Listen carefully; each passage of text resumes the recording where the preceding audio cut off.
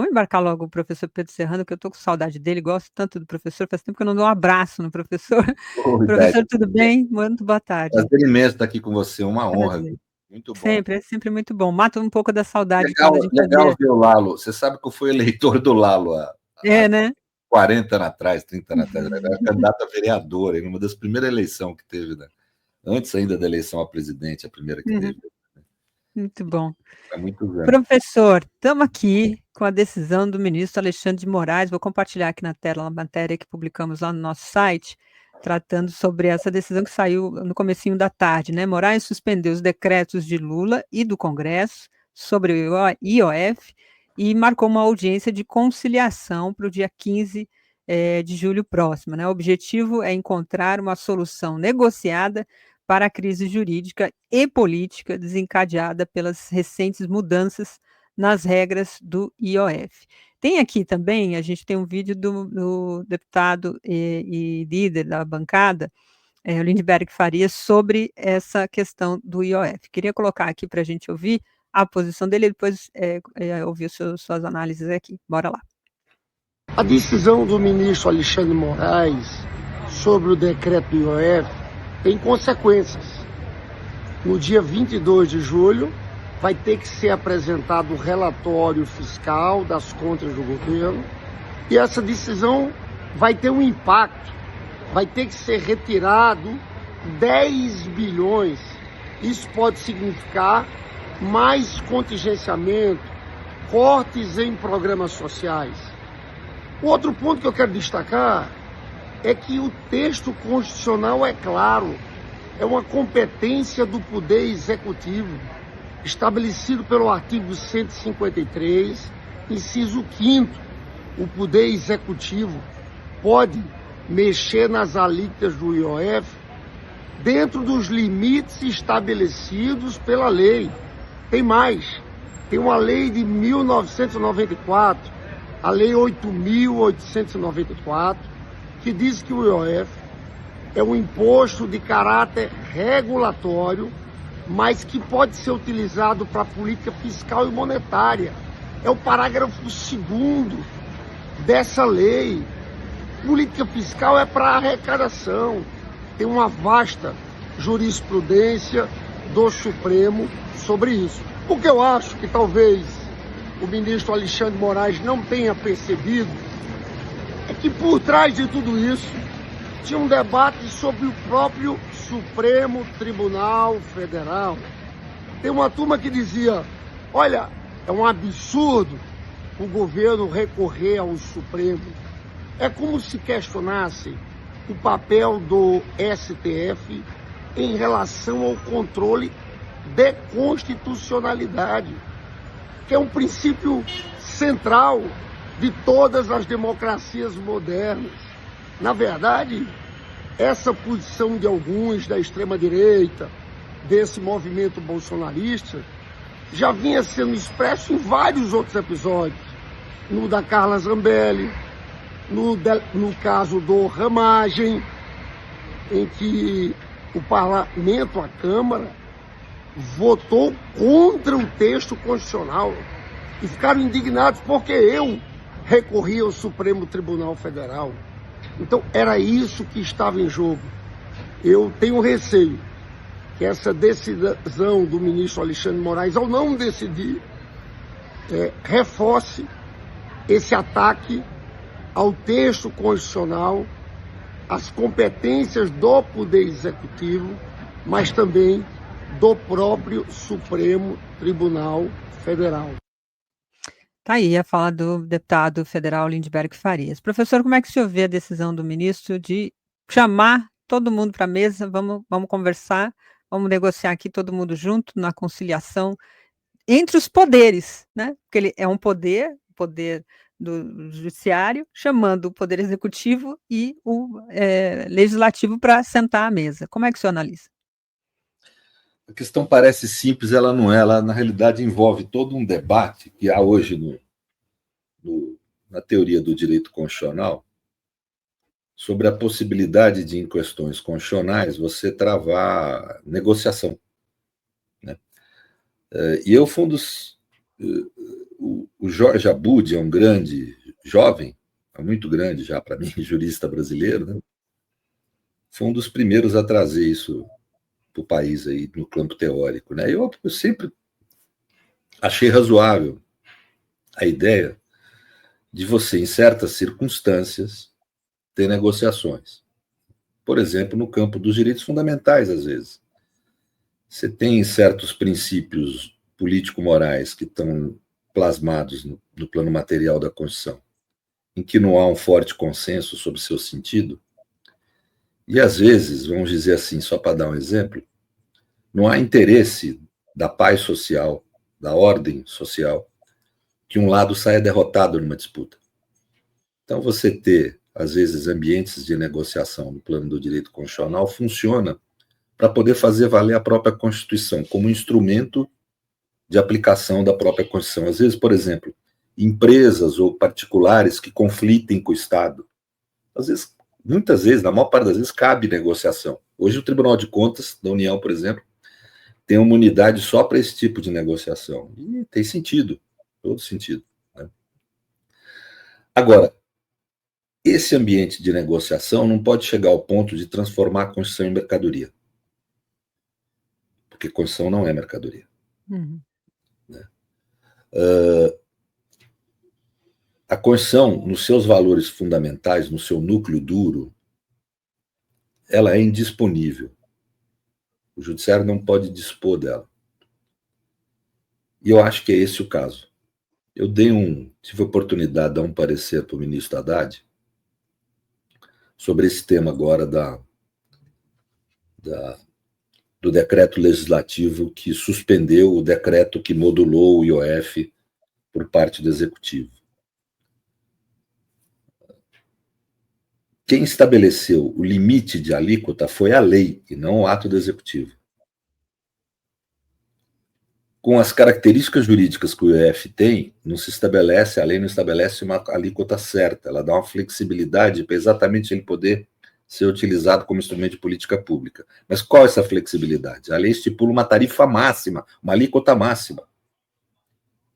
E o decreto do Executivo nada mais fez do que modular, permanecendo dentro do que a lei determinava. Portanto, e aí para explicar para as pessoas o que é a competência que a Constituição estabelece em relação ao decreto legislativo.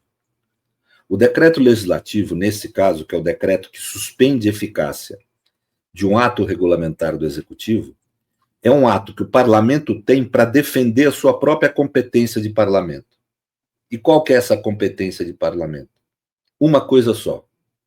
Só a lei, que é um ato do parlamento, pode inovar primariamente a ordem jurídica, ou seja, pode estabelecer de forma originária direitos e obrigações no sistema.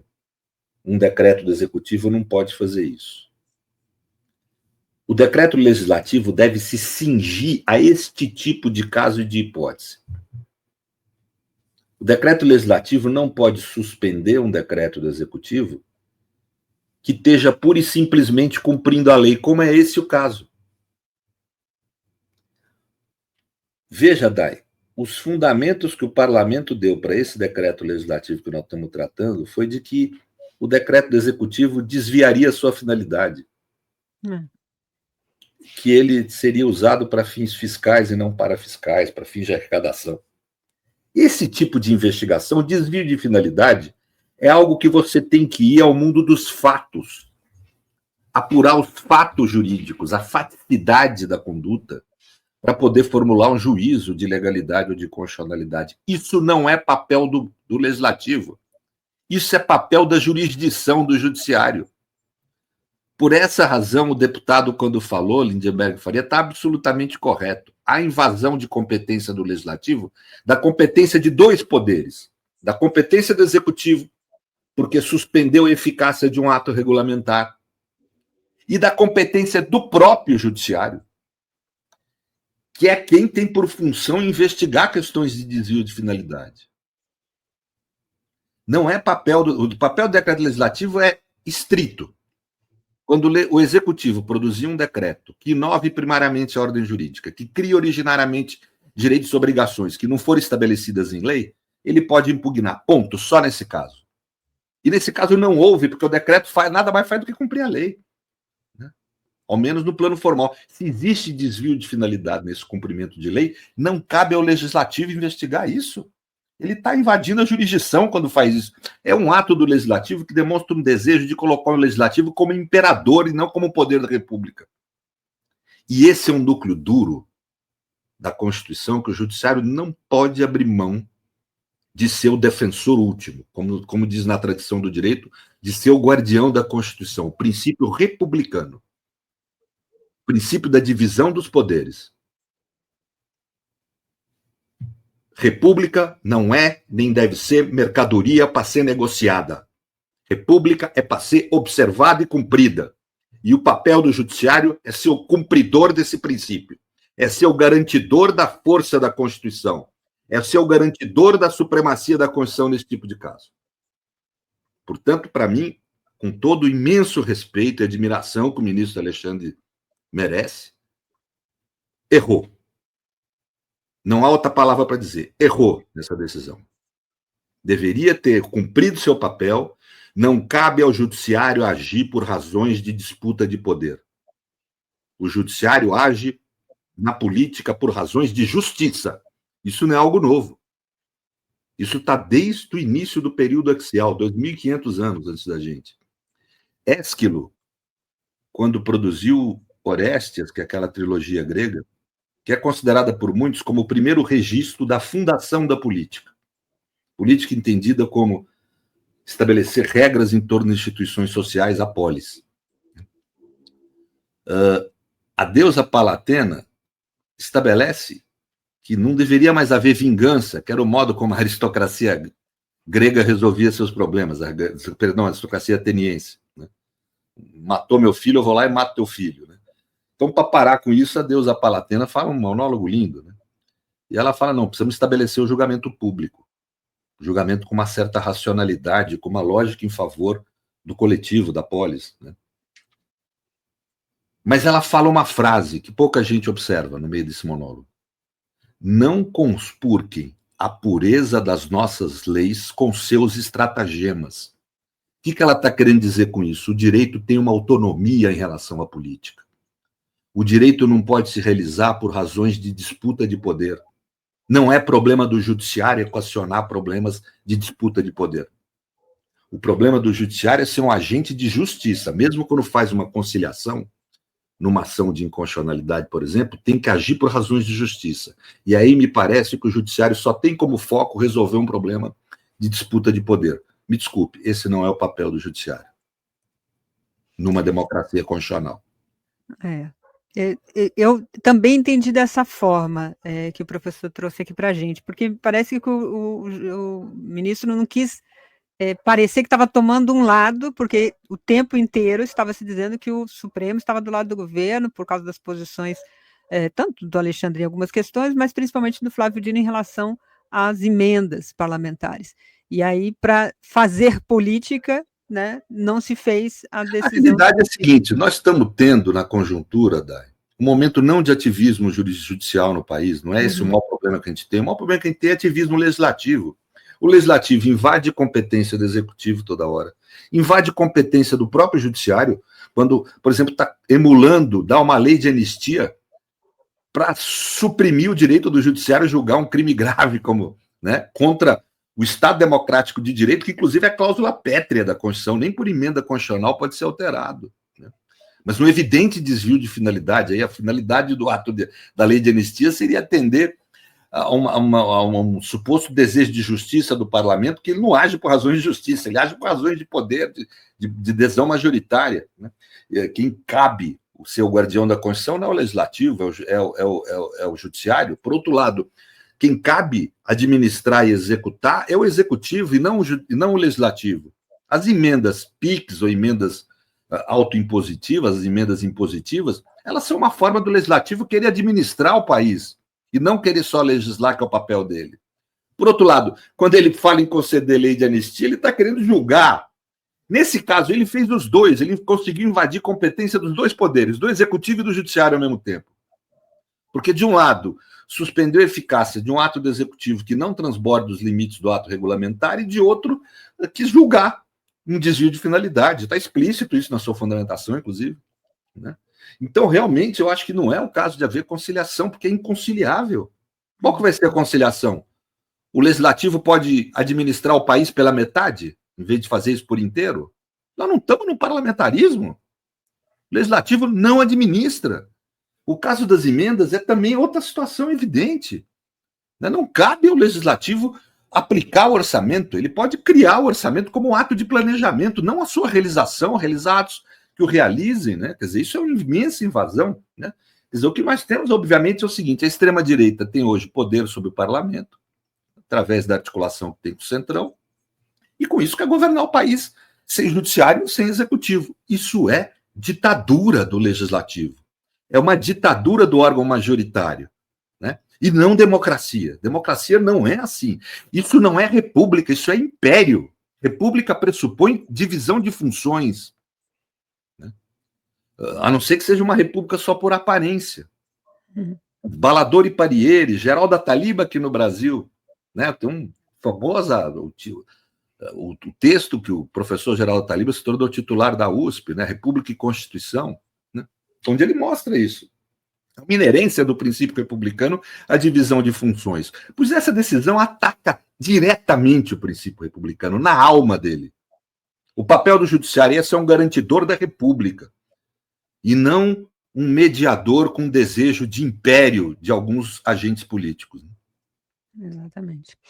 Vou passar por aqui por alguns comentários dos nossos internautas. Tem um superchat aqui do Luiz Parra. Ele diz aqui: doutor Pedro, a decisão de Moraes deve flexibilizar o executivo ou o legislativo, já que o inconstitucional é só o último, disse o nosso internauta aqui. Acho que o senhor respondeu de certa forma. Não tem que declarar inconstitucional, acabou. Esse que é o papel do Supremo. Uhum. Agora, tem uma discussão que foi trazida... E deixa os políticos se resolverem, deixa os agentes políticos acionarem, né? Eles vão... É óbvio que o presidente Lula, com todo respeito, também não vai poder manter uma postura de combate ao legislativo, não é por aí, né? Como também o legislativo tem que parar com essa ânsia de ser império, de ser imperador, tem que encontrar mecanismos de equilíbrio. O melhor modo que o judiciário contribui para que haja equilíbrio entre os poderes é aplicando a Constituição no seu núcleo duro, sem mediações impossíveis. É impossível mediar nesse caso, Day. É impossível. O que vai ser mediação nesse caso? Não tem jeito, quer dizer, né? Dentro desse ambiente, o professor Pedro Serrano participa aqui das nossas lives no 247 já há algum tempo. A gente tinha até um programa aqui, o Estado de Direito, e dentro das suas análises, eu sempre trouxe aqui a questão do autoritarismo líquido, né? Ontem, repercutiu bastante uma fala do Alcolumbre, falando que era preciso diminuir o número de entes competentes para impetrar a ação junto ao Supremo Tribunal Federal, através lá da ação direta de inconstitucionalidade, né? Então, ele diz que tem que verificar o número de partidos, se dependendo do número, se o partido não tiver o número X na bancada, também não pode impetrar ação, e as outras entidades e tal. Esse desenho de um super legislativo, um super parlamento, a gente viu em outros países também, né? Israel tentou fazer a mesma coisa, na Europa também teve algumas iniciativas nessa linha, em que o parlamento se diz: eu sou o poder, eu sou o comando e eu decido tudo, inclusive o que a Constituição deve decidir. Como é que o senhor vê esse movimento atual e dentro dessa linha do autoritarismo líquido que o senhor sempre trouxe aqui para a gente como uma forma de compreender esses movimentos ditatoriais que aparecem ao longo desse período? Então, a gente tem que entender que o núcleo fundamental de qualquer construção no plano material são os direitos. Isso está desde o começo da modernidade. No plano internacional, a Escola Ibérica da Paz, os portugueses e espanhóis, né, foram os primeiros a tratar que a relação entre os povos teria que se dar, foram derrotados, né, porque o colonialismo se deu de uma forma violenta e passou por cima desse ponto de vista, que eram juristas, professores da escola de Évora e de Coimbra, né. Isso no plano português, no plano espanhol, outras universidades, mas eram basicamente a ideia de que a relação entre as nações, entre os povos, tinha que se dar com base nos direitos naturais, né. Isso para dizer que os habitantes do Novo Mundo eram portadores da qualidade de filho de Deus, portanto dotados de uma dignidade humana em que não se podia impor a salvação, que era essa a desculpa dos colonizadores, né? Impor a salvação pela força. E o mesmo argumento usado para a ideia do escravismo, que chegava na Europa desde o século XV, que eles criticavam, não, um ser humano não pode ser dono do outro, né? Então, mas aí nasce uma ideia de direitos naturais como algo superior ao poder político. Isso vem ser retomado logo depois aí no plano local, nacional, pelos monarcômanos, né? Os franceses, huguenotes, que perseguidos pelos reis católicos no século XVI, período das guerras religiosas, defendem a ideia de que tirano era aquele soberano que degenerava por não observar os direitos, ou seja, os direitos devem ser colocados acima do poder político para não haver tirania, né? Então, quando a gente fala em constituição no plano material, é aí a semente, é aí que nasceu na modernidade. Ou seja, uma ideia de que os direitos devem estar acima do poder político. Isso vem ser retomado no fim da Segunda Guerra Mundial, porque com a democracia universal que surge no começo do século XX, pela luta dos trabalhadores que conquistaram o direito a voto, luta das mulheres sufragistas, né, que conquistaram também para as mulheres o direito a voto, porque lembre-se todo mundo, nas revoluções ditas burguesas ou liberais, quem tinha direito a voto era o homem branco dotado de patrimônio ou renda. Isso vai se universalizando pela luta dos setores sociais. Os negros também no Novo Mundo vão adquirindo direito a voto. Com isso, acho que surge uma ideia na cabeça das pessoas que todas as decisões da maioria numa democracia são justas, são de acordo com os direitos, né? A ascensão do nazismo e do fascismo demonstrou que isso não é verdade. Às vezes as maiorias são profundamente autoritárias, por isso que é necessário você ter mecanismos de proteção das minorias e dos direitos. E as constituições rígidas do pós-guerra são o instrumento que o direito oferece para a política e para a sociedade para poder resolver esse problema que, digamos, a ascensão do nazismo e do fascismo fez surgir. No pós-guerra é isso que se oferece, as chamadas que hoje a gente chama democracias constitucionais. Portanto, o papel dos direitos ele é absolutamente fundamental. Agora, isso não quer dizer que no pós-guerra vai deixando de existir autoritarismo, não. O autoritarismo se apresenta, eu diria, eu marco historicamente como o segundo estado de sítio decretado por Napoleão Bonaparte, né, em 1851, logo depois da Primavera dos Povos, em 1848, né? O primeiro estado de sítio foi para massacrar o movimento dos trabalhadores na jornada de junho, né, de 1848, mas esse segundo acho que é muito marcante como estrutura de estado de exceção, né? E isso aí significava um estado de exceção como um governo de exceção. Genericamente, nós podemos chamar de ditaduras, né? Genericamente, o termo ditadura, não o termo específico. Polantzes, por exemplo, tratava ditadura como gênero, como espécie, estado de exceção como gênero. Mas eu vou tratar aqui como uma forma genérica, né? Ernest Frankl tratava assim. E Ernest Frankl escreveu um livro muito bom, ele escreveu na época da ascensão do nazismo, ele judeu de esquerda e advogado, que não teve a sua licença suprimida em intertexto, porque era um herói da Primeira Guerra Mundial, então preservaram dele e de outros soldados judeus que tinham lutado na Primeira Guerra Mundial.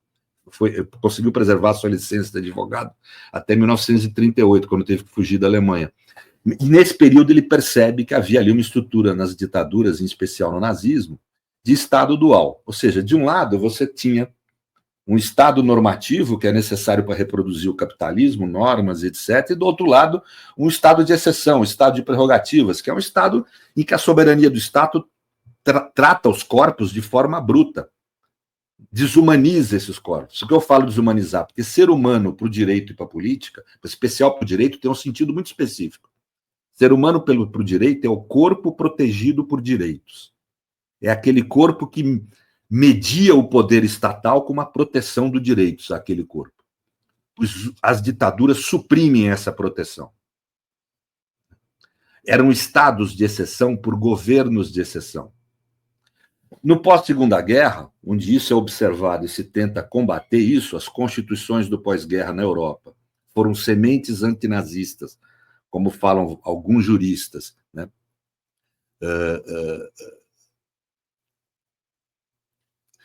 Aqui no Brasil, a Constituição de 88 é uma semente antiditadura, essa que é a lógica maior dela. ser algo que evite a ditadura, né? Agora, o problema é que se constrói novas formas autoritárias. Em vez de estado de exceção, por governos de exceção, o século XXI conhece estado de exceção por medidas de exceção. Medidas no interior do sistema que vão degenerando a democracia. Isso ocorreu na Hungria, na Polônia, na Turquia. Agora, com Milei e com Trump, nós passamos a ter um novo momento nessas medidas de exceção, que é a produção de medidas de exceção de forma muito intensa e concentrada no tempo. Você faz isso muito rapidamente, não ter tempo de reagir, para não conseguir negar tudo, né? O Milei produziu 600 projetos legislativos. Se ele aprovar 100, ele já consegue realizar muito do projeto dele. O Trump produziu um monte de ordens executivas, todas atentatórias aos direitos, à Constituição, mas sempre alguma vai valer, vai ter eficácia. Com isso, ele vai caminhando o projeto autoritário dele, né? Mas, de qualquer forma,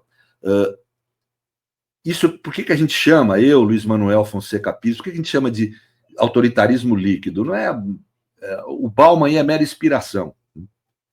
É porque, na realidade, em todo estado de exceção, toda relação autoritária, você tem duas figuras que são centrais.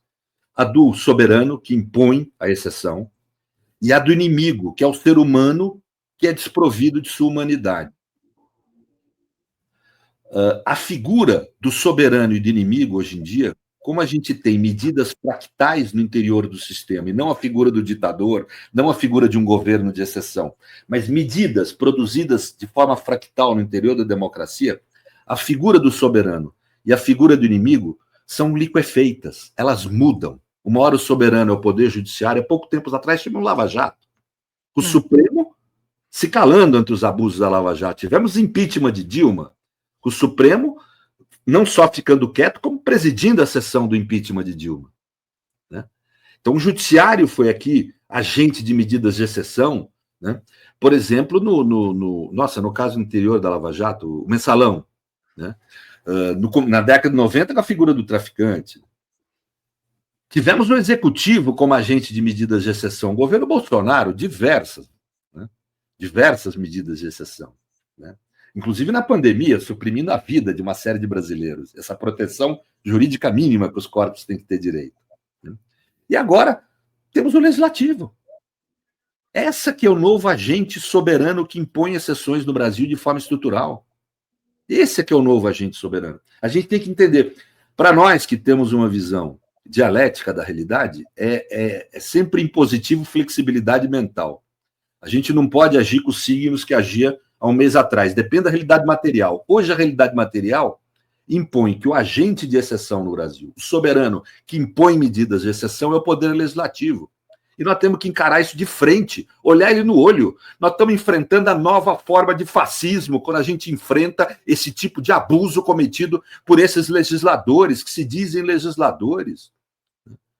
Eles querem se comportar de forma abusiva, se apropriar de dinheiro público, como no caso das emendas. Vamos aqui falar claramente, é uma forma sistêmica de corrupção, né? Que não apenas quer substituir o poder do executivo porque deseja poder político, mas porque deseja poder econômico, deseja dinheiro, né? Então, é esse tipo de... essas emendas e esse sistema orçamentário é um sistema de exceção, criado e imposto pelo Legislativo, que constantemente chantageia os outros dois poderes. Chantagem não é um mecanismo republicano e democrático de nenhum poder proceder, né? Nós temos que enfrentar isso. Nós temos que ter coragem histórica, né? Com a mesma coragem com que se enfrentou o nazismo, com que se enfrentou o fascismo, com que brasileiros enfrentaram a ditadura militar aqui no Brasil. É a mesma natureza, é o autoritarismo apresentado sob novas vestes.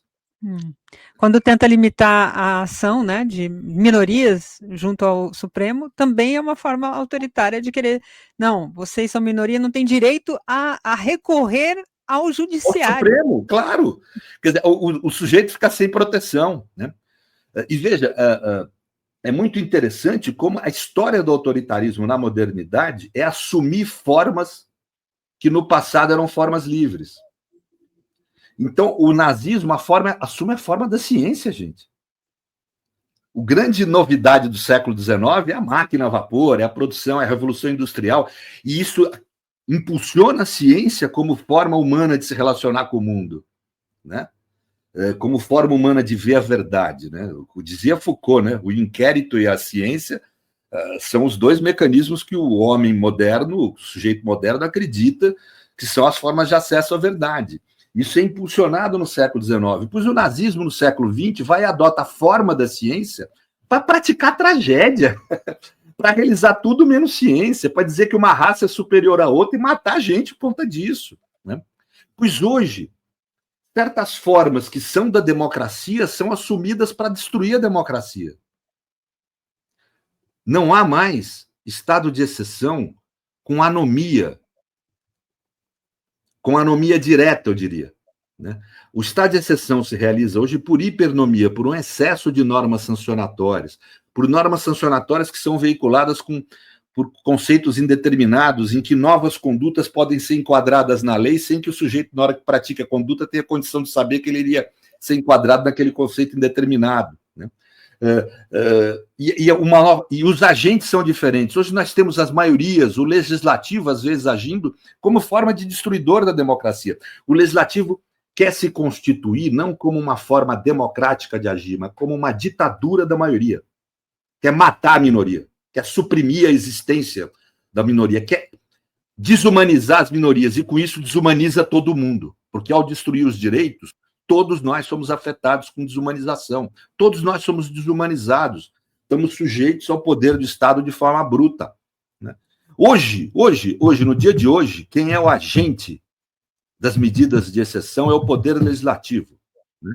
Que não é a função legislativa, é o poder como poder, né? É uma maioria legislativa que resolve trair quem o elegeu, trair a república, trair a democracia para poder fazer valer seus interesses particularistas de poder, seus interesses de ser império, né? Nós temos que combater isso, né?